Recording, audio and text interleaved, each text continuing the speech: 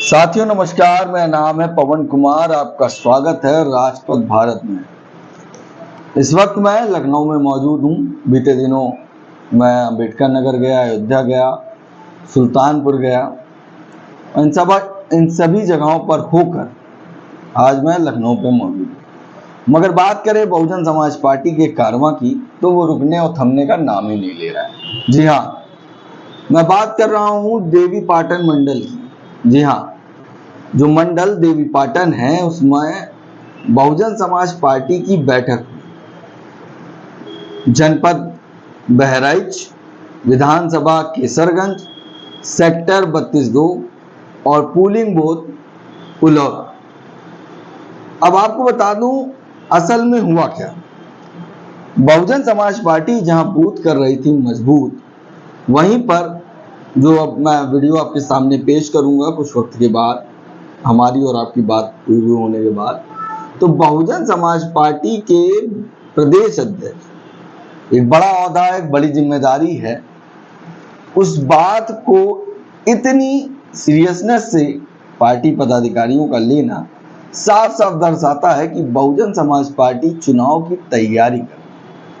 बात तो सब करते हैं, मगर बात करें काम करने की, तो बहुजन समाज पार्टी बूथ तो मजबूत कर रही थी, मगर देवी पाटन मंदिर में जो जरवल बहराइच का एरिया है, वहां पर बहुजन समाज पार्टी की पूरी कमेटी मौजूद थी।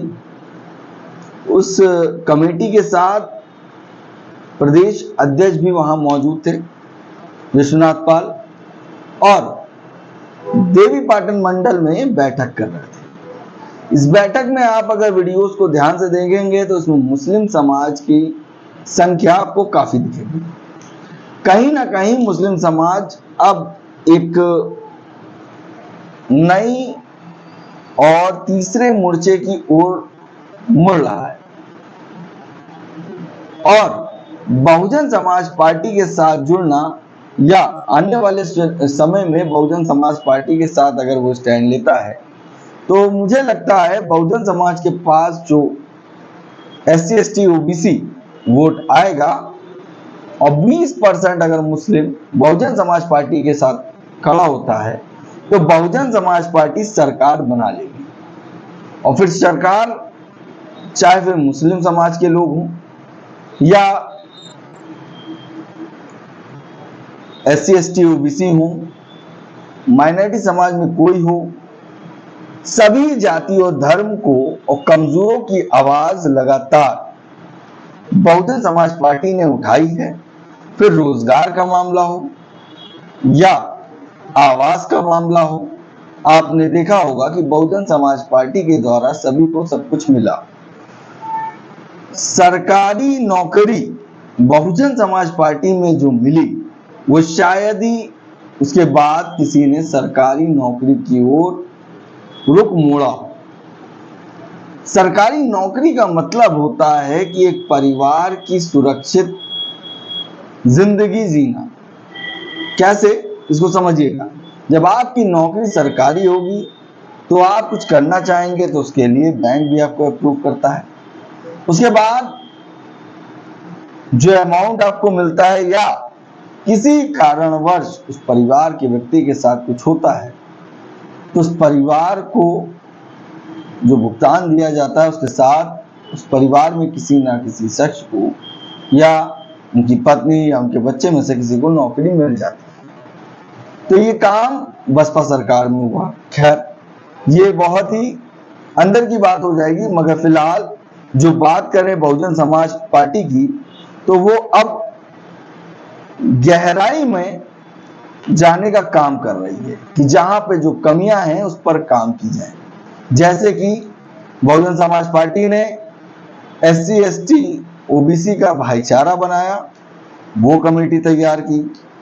उसके बाद एक एक विधानसभा की कमेटी तैयार की गई वाम से, और जो कमेटी में नए लोग काम करना चाहे उनकी डिटेल्स ली जा रही हैं। वहीं पे लगातार पार्टी पदाधिकारियों में फेरबदल देखने को मिल रहा है। उसी तरह बहुजन समाज पार्टी में युवाओं को अट्रैक्ट करने के लिए, युवाओं की भागीदारी बढ़ाने के लिए मुख्य जोन कोऑर्डिनेटर आकाश आनंद को बनाया। उसके बाद बूथ करो मजबूत, गांव चलो अभियान जैसे तमाम कारवां चलते रहे और लगातार बहुजन समाज पार्टी बूथ तो मजबूत कर ही रही थी। देवीपाटन मंडल पे जब बहुजन समाज पार्टी पहुंची, ये दूसरी और अहम खबर है जिसको चाह कर भी नजरअंदाज नहीं किया जा सकता। जिन खबरों को कोई नहीं आपसे रूबरू कराता है, उस खबर से मैं आपको रूबरू कराऊंगा। पोलिंग बूथ को भी तैयार किया जा रहा है। आप इस वीडियो में देखेंगे तमाम लोगों का माले पहना के स्वागत किया गया। इस बैठक में मुस्लिम समाज की भागीदारी काफी संख्या में थी और पोलिंग बूथ को भी अब तैयार किया जा रहा है और खुद विश्वनाथ पाल उसकी समीक्षा करने पहुंच रहे हैं। कल मैंने आपको खबर रूबरू कराई थी सुल्तानपुर की, तो सुल्तानपुर में विश्वनाथ पाल पार्टी के मेंबर्स की, नहीं देखा तो उस वीडियो को जाके देखिएगा, जो कमेटी बनी है एक एक विधानसभा की, उस कमेटी को बुलाकर उसकी समीक्षा करना, कितने पार्टी के पदाधिकारी तैयार हो गए, कितने सेक्टर कंप्लीट हो गए, कहां पर दिक्कत आ रही, उन विषयों पे तो बात हो रही थी। आज विश्वनाथ पाल पहुंच गए देवीपाटन मंडल में और वहां पर पोलिंग बूथ कंप्लीट कितनी है इसको भी उन्होंने रूबरू कराया। और हर कार्यक्रम में समीक्षा हो या नॉर्मल बैठक हो या लोगों से रूबरू हो, उस कार्यक्रम को बड़े सीरियस से निभाया जा रहा है। एक बैनर बनता है जिसमें बसपा सुप्रीमो की फोटो होती है, मुख्य नेशनल कोऑर्डिनेटर आकाश आनंद मौजूद होते हैं, जिस चीज की बैठक है उस बैठक का नाम लिखा होता है, बसपा के जो नारे हैं एक एक बूथ करो मजबूत, वो नारे भी लिखे होते हैं, जहां पर बैठक हो रही वो भी डिटेल्स में लिखे रहते हैं।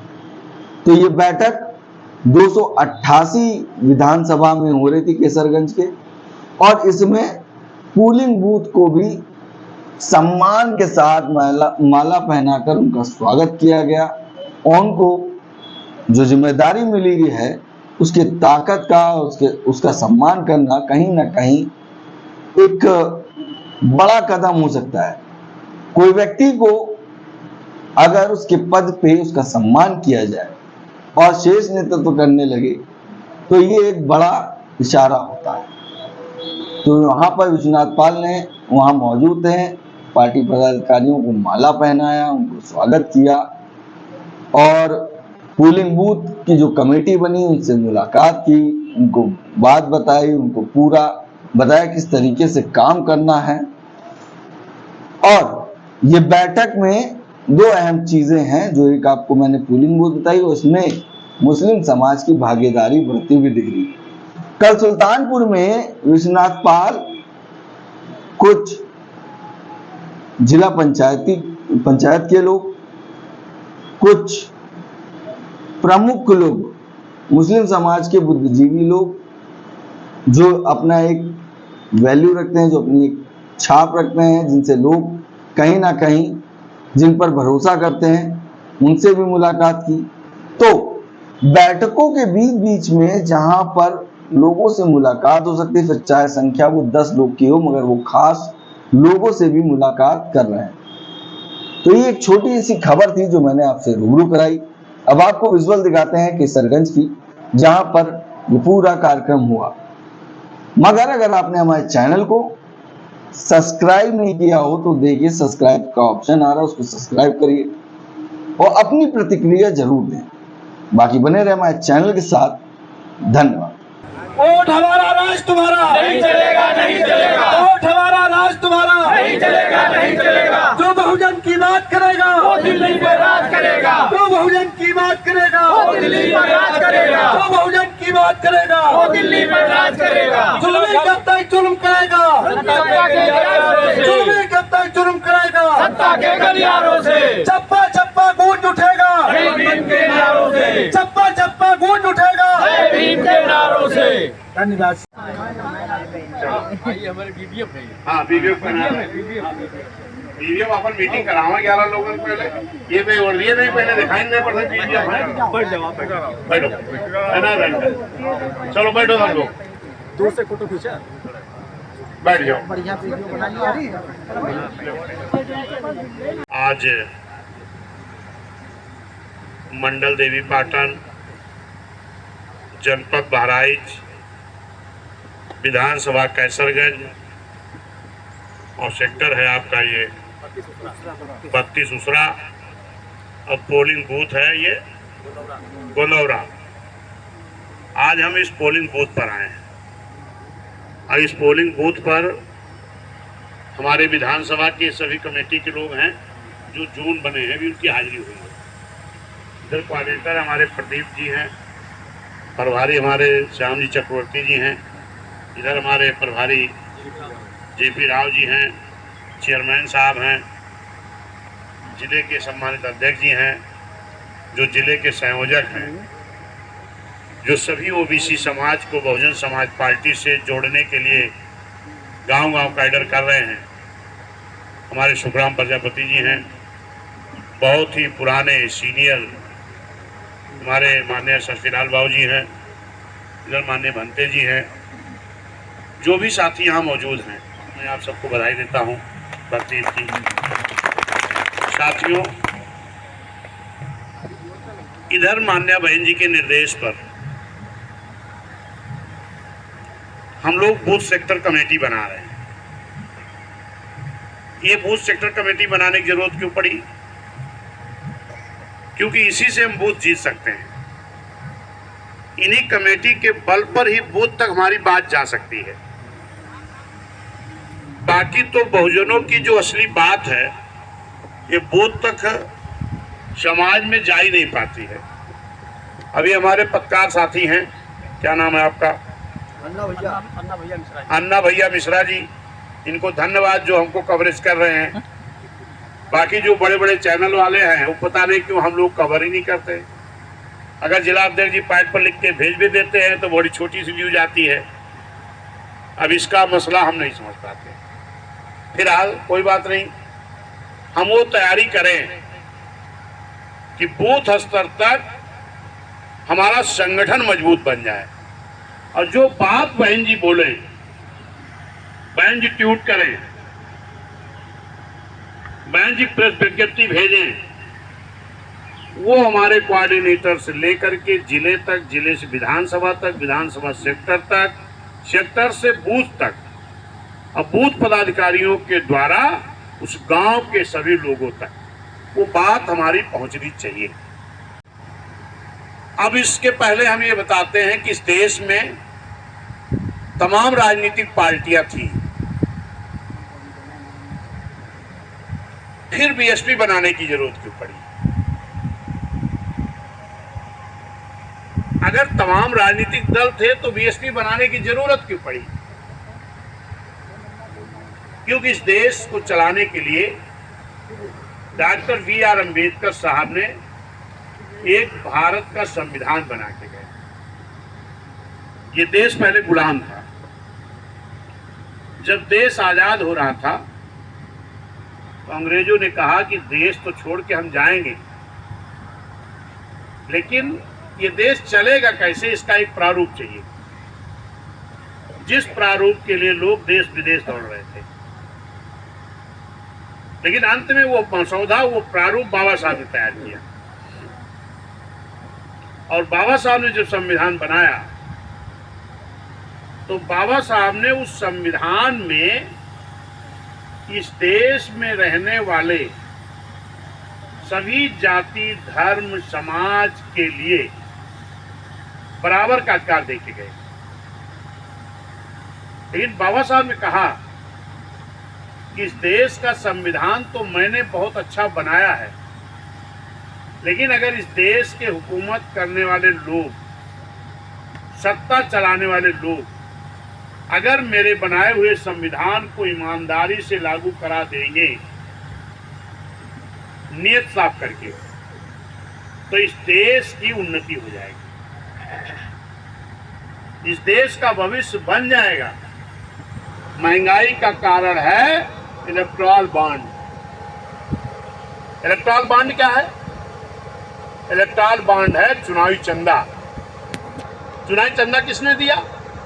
इस देश की आम जनता की उपयोग की वस्तु को जो बनाता है फैक्ट्रियों में, मैन्युफैक्चरिंग करता है, तैयार करता है, वो उद्योगपतियों ने इलेक्ट्रल बॉन्ड के माध्यम से पक्ष और विपक्ष सबको चंदा दे दिया। खाली एक पार्टी ने चंदा इलेक्ट्रल बॉन्ड का नहीं लिया, वो बीएसपी मान्य बहन जी ने। इसको सर्च कर लेना, भाषण नहीं दे रहे हैं। अगर ये जनता तय कर ले कि हमको अपना वोट खाली हाथी को देना है, हाथी को, बहुजन समाज को कमजोर करने के लिए जो तमाम छोटे छोटे दल बनाए गए एक साजिश के तहत, हम इन दलों को वोट नहीं करेंगे। अभी मान्य बहन जी ने कहा है एक ट्वीट में कि भारतीय जनता पार्टी, समाजवादी पार्टी, कांग्रेस के द्वारा साजिश करके तमाम दल बनाए गए हैं और ये दल बहुजन समाज को रोकने के लिए मेढक के तरीके, बाढ़ मेढक आते हैं, इस तरीके से टर्टर शुरू किए कि लोग कभी भी किसी भी धन्ना सेठ उद्योगपति से पैसा लेके बीएसपी को नहीं चलाएंगे, वरना हम गरीबों के लिए काम नहीं कर पाएंगे।